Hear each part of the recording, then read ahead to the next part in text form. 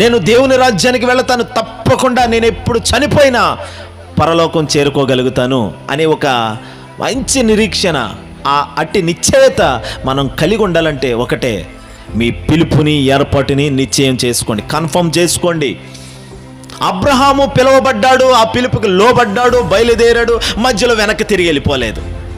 అయితే గమనించండి దేవుని బిడ్డలారా, అబ్రహాము యొక్క పిలుపు ఏర్పాటు ఎలాగుందో ఈరోజు మనము కూడా అబ్రహాముని దేవుడు ఏర్పాటు చేసుకోవడానికి, అతన్ని పిలవటానికి అతనిలో ఏం చూశాడు దేవుడు?